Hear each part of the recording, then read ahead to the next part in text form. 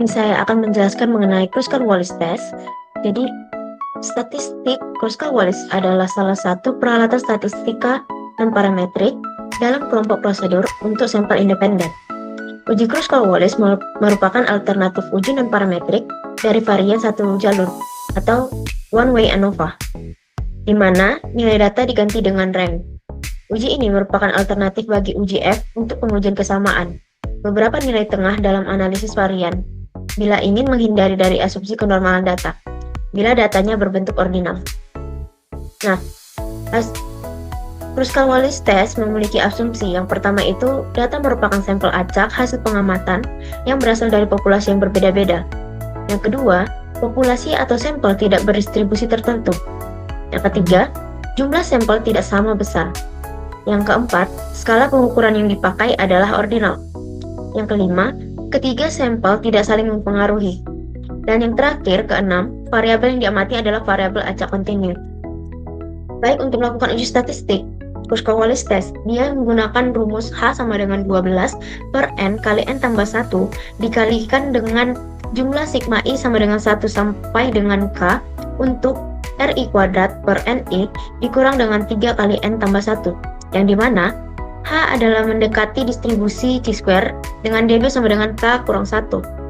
Kemudian NI adalah banyaknya nilai pengamatan atau ulangan pada tiap-tiap sampel atau perlakuan. K adalah banyaknya sampel atau perlakuan yang diuji. RI adalah jumlah ranking tiap sampel atau perlakuan. Dan N adalah total pengamatan. Nah, kemudian Kruskal-Wallis test ini memiliki hipotesis untuk menentukan apakah terdapat perbedaan antar kelompok yang diuji. Bentuk hipotesisnya adalah H0, tidak ada perbedaan median antara kelompok. Dan H1 atau hipotesis alternatif, minimal terdapat satu kelompok yang memiliki median berbeda. Pada uji Kruskal-Wallis, kita menetapkan dua hipotesis utama. Hipotesis 0 atau H0 menyatakan bahwa seluruh kelompok yang dibandingkan memiliki median yang sama, yang berarti tidak ada perbedaan yang signifikan di antara kelompok tersebut.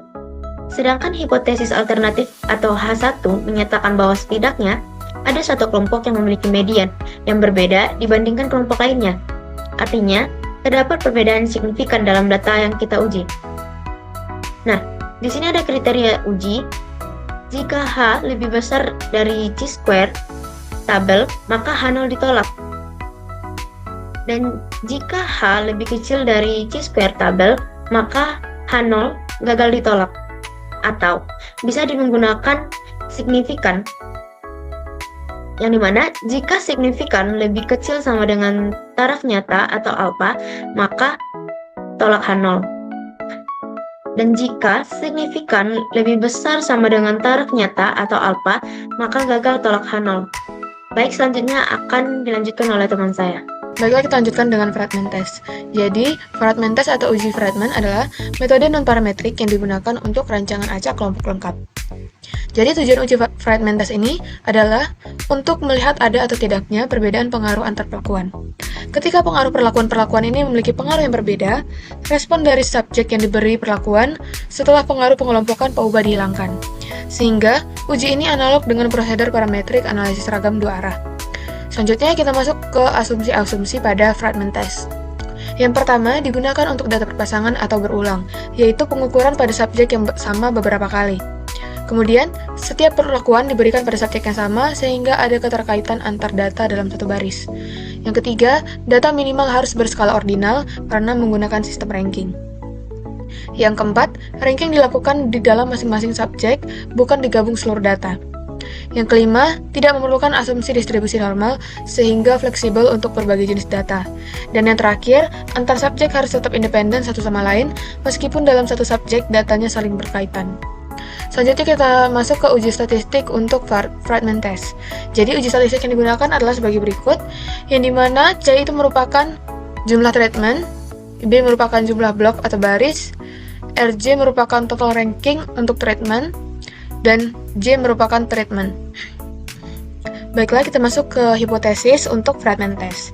Jadi, hipotesis terdiri dari dua, yaitu H0 dan H1, yang dimana H0 itu treatment atau perlakuan pada populasi itu sama, Dan kemudian untuk hipotesis 1 atau H1, paling tidak ada satu treatment atau perlakuan pada populasi tidak sama.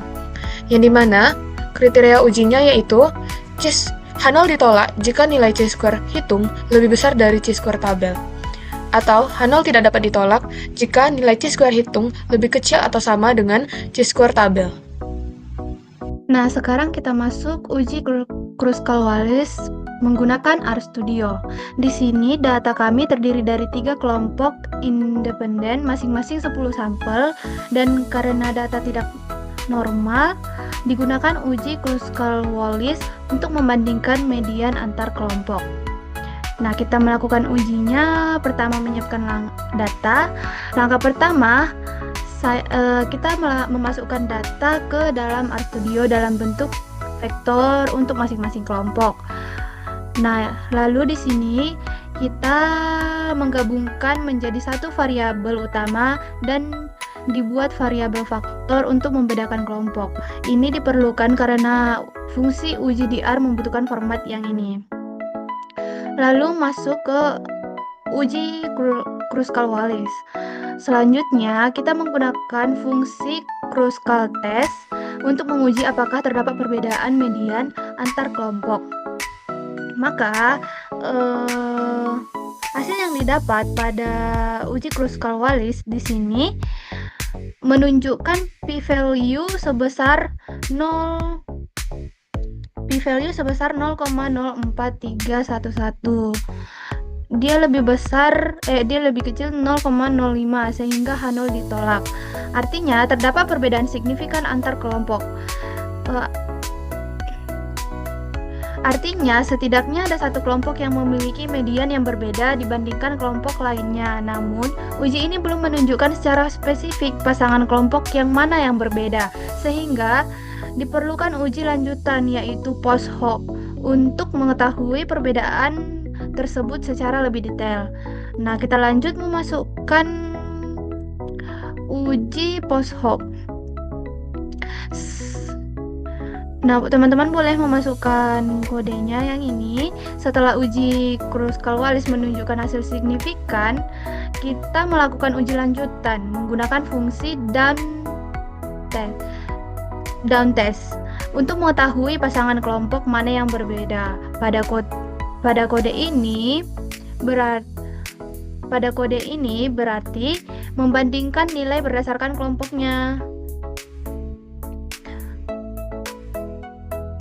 Hasil dari uji nilai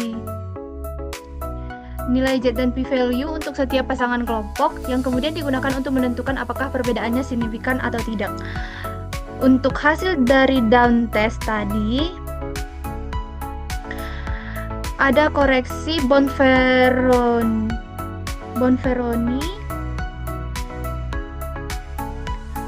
Pada hasil uji Bonferroni yang diperoleh bahwa hanya pasangan grup 2 dan grup 3 yang menunjukkan perbedaan signifikan. Sementara grup 1 dan grup 2 dan grup 1 dan dengan grup 3 tidak menunjukkan perbedaan yang signifikan karena nilai p-value masing-masing lebih besar dari 0,05. Dengan demikian dapat disimpulkan bahwa perbedaan yang terdeteksi pada uji Kruskal-Wallis terutama terjadi di antara grup 2 dan grup 3. Lanjut kita masuk ke Python. Nah, pada Python juga sama, kita memasukkan kodenya, memasukkan datanya. Lalu kita lakukan uji Wallis. Kita akan mendapatkan statistik uji dan p-value. Hasilnya di sini pada statistik uji didapat 6,287. P-value-nya 0,4311 sama dengan RStudio juga tadi. Dan teksnya juga sama. Hasil uji dan drone test menunjukkan bahwa hanya pasangan grup 2 dan grup 3 yang memiliki perbedaan signifikan dengan p-value 0,366, lebih kecil dari 0,05. Sementara itu pasangan grup 1 dengan grup 2 dan grup 1 dan dengan grup 3 tidak menunjukkan perbedaan yang signifikan karena p-value masing-masing lebih besar dari 0,05. Dengan demikian, dapat kita simpulkan bahwa perbedaan yang terjadi terutama terdapat antara grup 2 dan grup 3.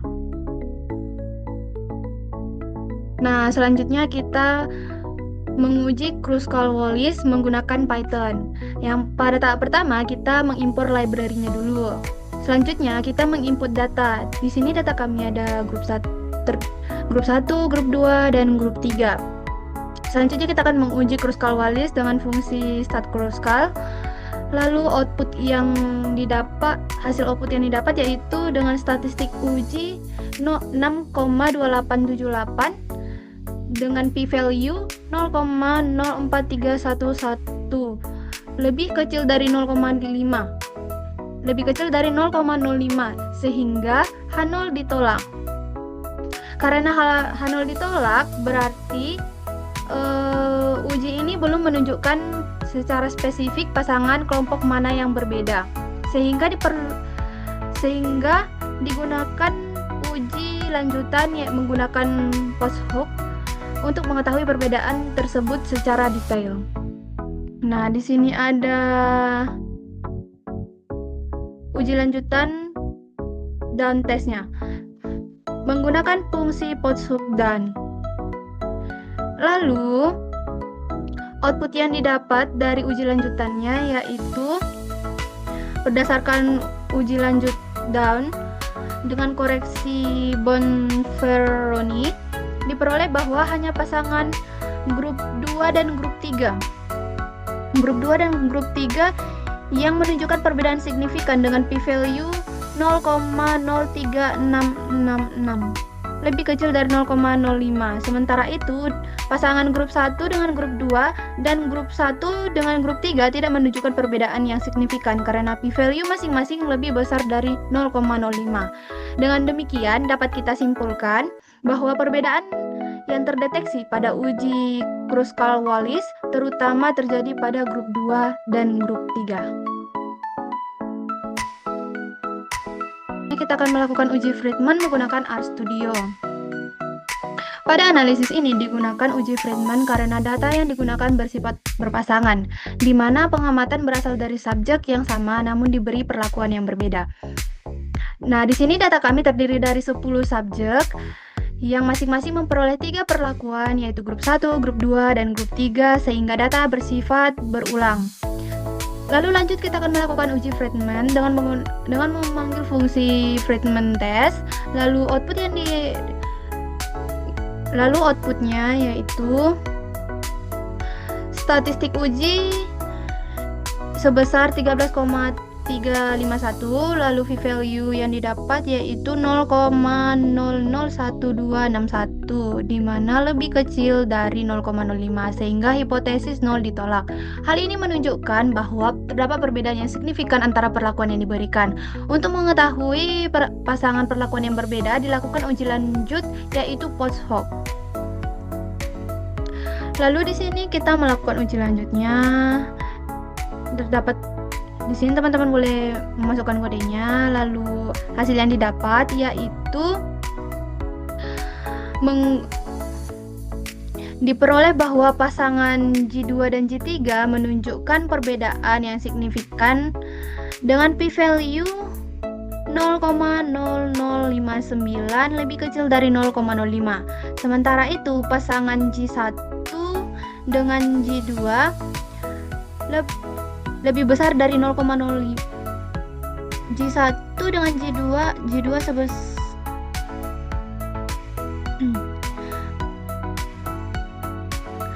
Sementara itu, pasangan J1 dan J2 memiliki p-value sebesar 0,3047 dengan pasangan J1 dengan J3 sebesar 0,0586.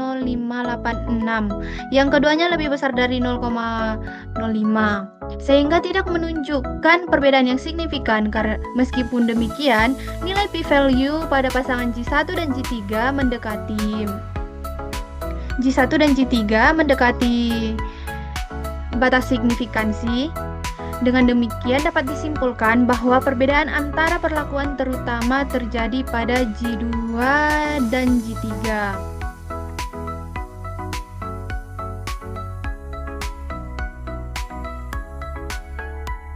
Ya, kita akan melakukan uji Friedman menggunakan Python. Di sini pada tahap awal dilakukan mengimpor library. Teman-teman boleh mengimpor library yang ini, lalu menginput data dalam bentuk list untuk masing-masing perlakuan, yaitu grup 1, grup 2, dan grup 3. Selanjutnya melakukan uji Friedman dengan menggunakan fungsi Friedman Chi-square, dan output yang didapat yaitu statistik ujinya sebesar 13,3513 dengan p-value sebesar 0,001261 yang dimana lebih kecil dari 0,05 sehingga hipotesis 0 ditolak.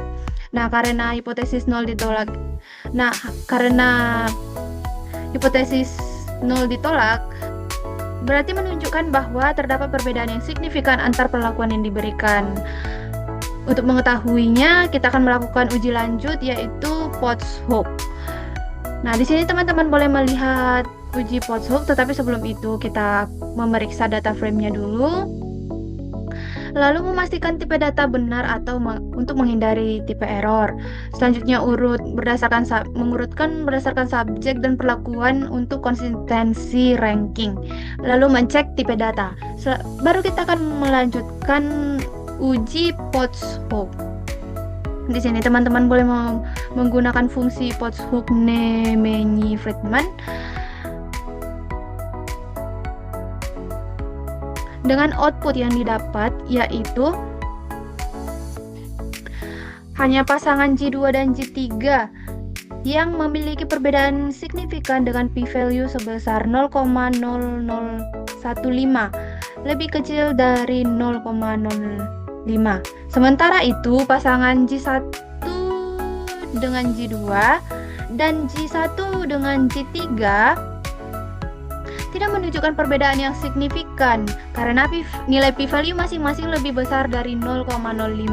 Meskipun pada pasangan G1 dan G3 terlihat bahwa p-value mendekati batas signifikan.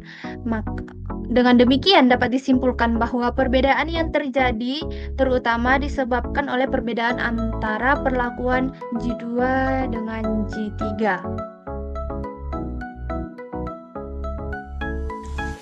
Selanjutnya kita masuk ke perbandingan penggunaan RStudio dan Python. Jadi bisa diperhatikan pada tabel berikut yang merupakan tabel perbandingan penggunaan RStudio dan Python dengan beberapa aspek. Jadi kesimpulannya pada tabel ini perbedaan utama antara penggunaan RStudio dan Python dalam konteks materi ini terletak pada tujuan penggunaan softwarenya. Jadi pada RStudio ini lebih dirancang khusus untuk analisis statistik sehingga lebih mudah digunakan terutama bagi pemula. Sementara itu Python bersifat lebih umum dan fleksibel sehingga meskipun bisa digunakan untuk uji statistik, pengguna perlu memahami dasar pemrograman terlebih dahulu. Dengan kata lain, penggunaan RStudio lebih praktis untuk analisis statistik secara langsung. Sedangkan untuk Python itu lebih unggul jika analisis tersebut ingin dikembangkan ke arah data science yang lebih luas. Jadi kesimpulannya, secara keseluruhan, uji Kruskal-Wallis dan Friedman merupakan metode non-parametrik yang digunakan untuk menganalisis perbedaan lebih dari dua data kelompok ketika data tidak memenuhi asumsi normalitas. Perbedaan utamanya, keduanya terletak pada jenis data yang digunakan, yang dimana Kruskal-Wallis diterapkan pada kelompok yang bersifat independen, sedangkan pada Friedman digunakan pada data berpasangan atau pengukuran berulang pada subjek yang sama. Keduanya sama-sama menggunakan pendekatan berbasis ranking dan tidak memerlukan distribusi normal, sehingga lebih fleksibel dalam berbagai kondisi data. Dengan memahami karakteristik dan asumsi masing-masing uji, peneliti dapat memilih metode yang tepat agar hasil analisis yang diperoleh lebih akurat dan sesuai dengan struktur data yang digunakan. Like cherry blossoms blooming in the mountain